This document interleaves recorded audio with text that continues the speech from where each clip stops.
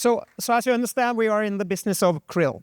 And why is krill so interesting? It's actually the biggest biomass on the planet, twice the size of the human biomass.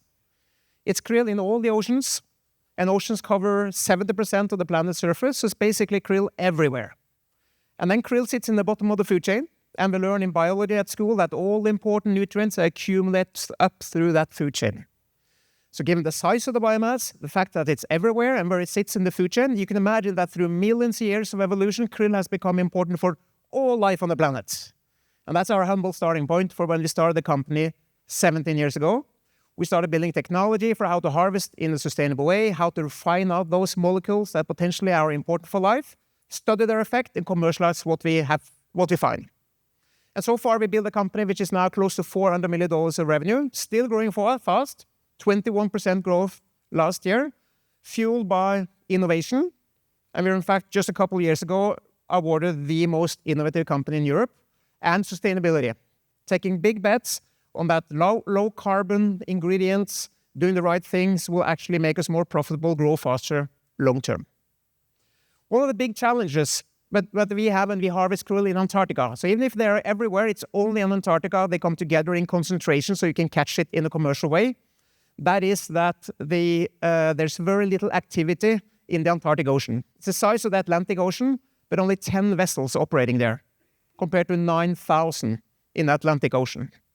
So for us, when we operate in that area, we need to compensate that and get that experience, get that knowledge that you have in other oceans in that huge area. And we do that with the help of data.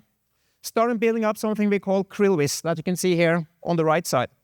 That is sourcing in all external data, satellite images of algae blooming, temperatures, current, weather, moon phases, everything into a database, layering over with our sonar data and catch data, and trying to build predictive models to where is the krill going to be at in any given time. Machine learning model, a digital captain that can tell us where we should be at what time. And then having all these big areas, it's really hard to move our large vessels, 130 meters, diesel-powered CO2, to confirm and train the models. We started building drones. You can see the picture there. That's our second generation drone that we started implementing this year.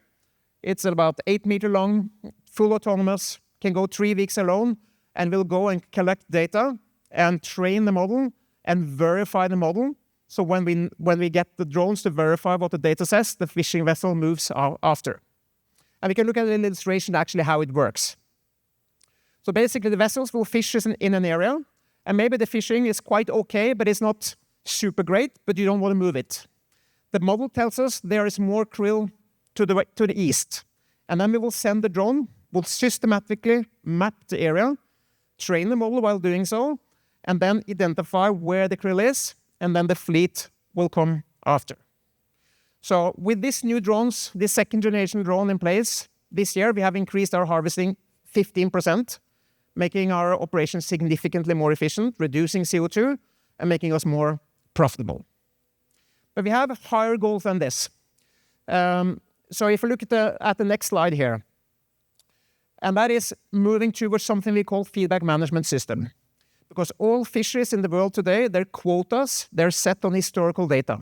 And in some areas, that data is 10, 20 years old. And with global warming and all the rapid changes happening now, that data might be outdated, and you might be making the wrong decisions when managing the fisheries. We want to move into real-time data management for quota setting real-time quotas that are dynamic and changing week by week, depending on the development of the biomass.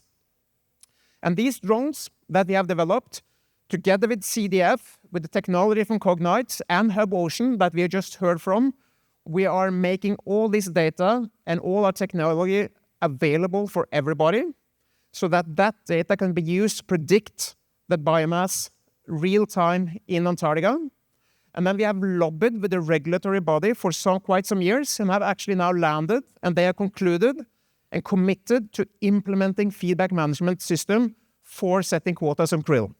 So as soon as we are able to prove that the technology is providing real-time data that is correct, they will switch over to real-time quota setting, which will be a total game changer for fisheries all around the world.